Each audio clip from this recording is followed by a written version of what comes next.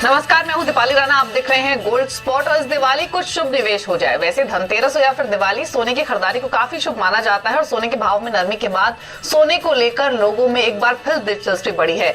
वैसे सोने में निवेश के कई तरीके हैं, लेकिन गोल्ड ईटीएफ सबसे हिट माना जाता है और सोने में निवेश के तरीकों पर ही आज हम फोकस करेंगे। और इसी पर बातचीत करने के लिए हमारे साथ एसबीआई म्यूचुअल फंड के एग्जीक्यूटिव वीपी संदीप शर्मा है। साथ ही हमारे साथ होंगे निर्मल बंग के कुणाल शाह, एलकेपी सिक्योरिटीज के जतिन त्रिवेदी और साथ ही CNBC TV commodity Manisha Gupta भी हमारे साथ बनी हुई है। इसके अलावा सरसों पर भी हम बातचीत करेंगे इस शो में। और हमारे साथ होंगे the solvent extractors association of India के डॉक्टर बीवी मेहता। लेकिन सबसे पहले गोल्ड पर ही चर्चा करेंगे। और मनीषा जी, इसमें तो कोई डाउट है ही नहीं कि हमने अप्रैल ऑनवर्ड्स गोल्ड में एज एन इन्वेस्टमेंट टूल के तौर पर बहुत स्ट्रॉन्ग इंटरेस्ट आते हुए देखा है और ईटीएफ फ्लोज उसके सबसे बड़े एग्जांपल हैं। सितंबर में ये फ्लोज थोड़े से सुस्ताए हैं, लेकिन उधर हमने फिजिकल मार्केट में रौनक लौटते हुए देखी है और फेस्टिव सीजन का भी सपोर्ट मिला है। तो इंपॉर्टेंट अब ये है कि जिन्होंने अब तक निवेश नहीं किया है, जो निवेश करना चाहते हैं, उनके लिए बेस्ट इन्वेस्टमेंट ऑप्शन कौन सा हो सकता है। संदीप जी, आपसे शुरुआत करना चाहेंगे। स्वागत है आपका शो में। सबसे पहले तो इनफैक्ट ये बेस्ट इन्वेस्टमेंट टूल क्या है वो जानने से पहले ये समझना चाहेंगे कि क्या पिछले 2 महीने में स्पेशली गोल्ड इन्वेस्टमेंट ट्रेंड में आपने कुछ चेंज होते हुए देखा है। क्योंकि बहुत सारे क्लाइंट्स होंगे जो आपसे जानना चाहते होंगे या फिर कई सवाल आपसे पूछे होंगे कि किस तरीके से, किस स्ट्रैटेजी के साथ गोल्ड में इन्वेस्टमेंट करना चाहिए। तो क्या जवाब आपने उन क्लाइंट्स को दिया और क्या सजेशन आप अभी दे रहे हैं? वीडियो में आगे बढ़ने से पहले डिस्क्रिप्शन बॉक्स में जो लिंक दिया गया है वहाँ पे क्लिक करके इंडिया के नंबर 1 ब्रोकरेज हाउस जीरोडा के साथ जुड़िए, जहाँ पे आपका ब्रोकरेज 0 लगेगा और अगर लगेगा तो वो भी सिर्फ 20 रुपये इंट्राडे ट्रेडिंग के लिए। बहुत बहुत शुक्रिया हमारे साथ बात करने के लिए। देखिए, ऐसा है कि गोल्ड इन्वेस्टमेंट मेरे हिसाब से ये मौसमी नहीं होना चाहिए, क्योंकि यूजुअली हमने देखा है धनतेरस के पास जब हम पहुंचते हैं तो सडनली काफी इंटरेस्ट आ जाता है गोल्ड के अंदर इन्वेस्ट करने के लिए।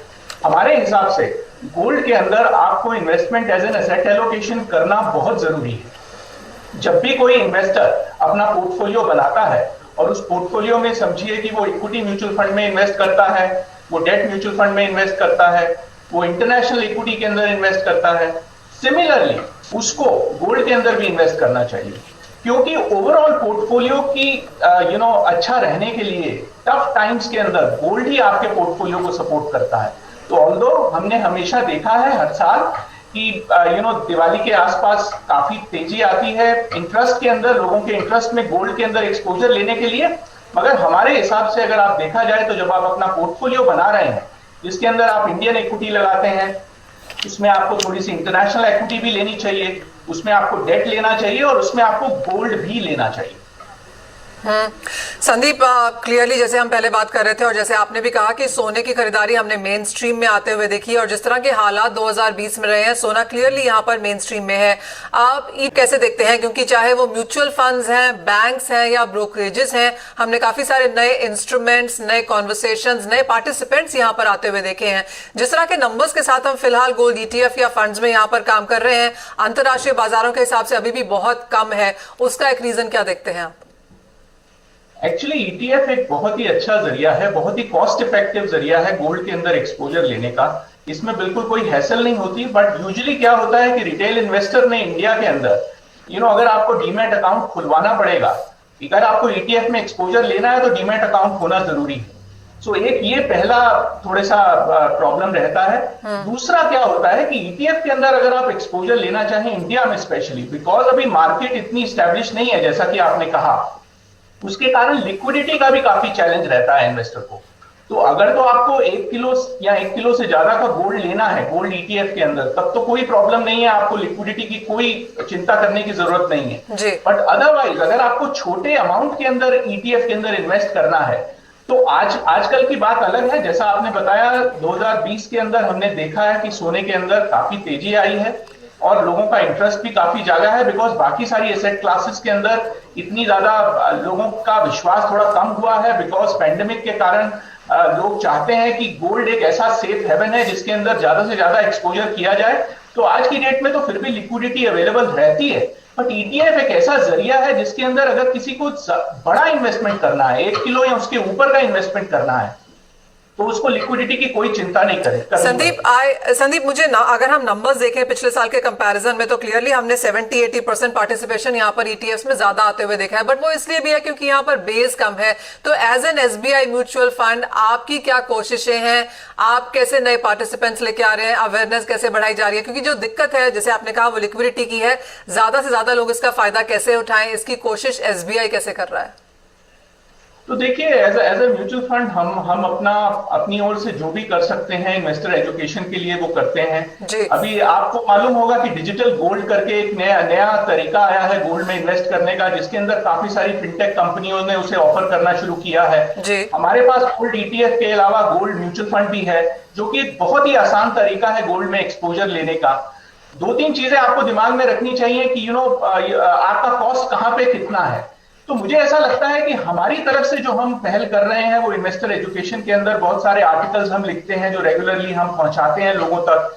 आप लोगों के जरिए काफी ऐसे प्रोग्राम्स होते हैं जिसके अंदर हम ये बताते हैं कि जरूरी है गोल्ड का एक्सपोजर भी लेना आपके पोर्टफोलियो में, और जरूरी ये नहीं है कि जब गोल्ड अच्छा कर रहा हो तभी आप उसका एक्सपोजर लें। एब्सोल्युटली। तो काफी सारे यहाँ पर विकल्प हैं, तरीके हैं, और डेफिनेटली यहाँ पर नंबर्स हमने पिकअप होते हुए देखे हैं, लेकिन भी यहाँ पर काफी कुछ करना जरूरी है। लिक्विडिटी की थोड़ी सी कंसर्न यहाँ पर है। संदीप बहुत शुक्रिया हमारे साथ जुड़ने के लिए, और आपसे फिर ऑफकोर्स दिवाली के आसपास बात होगी कि किस तरह के नंबर्स हमने इस महीने भी आते हुए देखे हैं, लेकिन प्राइसेस में आज हल्की सी गिरावट है। कुणाल, आप कैसे देखते हैं सोने के भावों को, और यहाँ से इस हफ्ते और क्योंकि अगले 14-15 दिन काफी इंपॉर्टेंट रहने वाले हैं, हम ऑलमोस्ट दिवाली तक हैं, कैसे लोग यहाँ पर अपनी खरीदारी प्लान करें? जी, गोल्ड के फंडामेंटल्स पहले से भी ज़्यादा तेजी है इसमें आगे जाके, क्योंकि in the month of December 3 central bank की लिक्विडिटी ईजिंग के प्रोग्राम आएंगे। That is number 1 Federal Reserve, European Central Bank और बैंक ऑफ जापान। ये तीनों ने इंडिकेशन दिया है कि in the month of December another round of stimulus is going to come to the market. So this is very bullish for gold from the very long term point of view. और ये जो भी आपको अभी down side मिल रही है इसको आप कैपिटलाइज कीजिए लॉन्ग पोजीशन बिल्डअप करने के लिए। मुझे लग रहा है कि ट्रेडिंग के लिहाज से 50,600 के आसपास बाय करके 50,900 तक के लेवल्स पे आप प्रॉफिट बुक कर सकते हैं। पर ये राइट टाइम है पोजीशन बिल्ड करने के लिए। गोल्ड और सिल्वर दोनों में ये टाइम में अगर आप पोजीशन बिल्ड करते हैं तो आपको 3-4 महीने बाद इसका बहुत अच्छा डिविडेंड मिलेगा। और मेरी राय में फंडामेंटल्स बहुत ज़्यादा तेजी के नजर आ रहे हैं गोल्ड का। जतिन, आपकी स्ट्रैटेजी क्या है? सोना भले ही फ्लैट है लेकिन सिल्वर में मोमेंटम पॉजिटिव है, दोनों पर ट्रेडिंग स्ट्रैटेजी आपकी क्या रहेगी? दीपाली जी, गुड मॉर्निंग। जिस तरह से हम गोल्ड सिल्वर का शेप अप देख रहे हैं, यस स्ट्रांगली फेवरेबल है। टेक्निकली देखने जाएंगे तो सेटअप बहुत फेवरेबल है।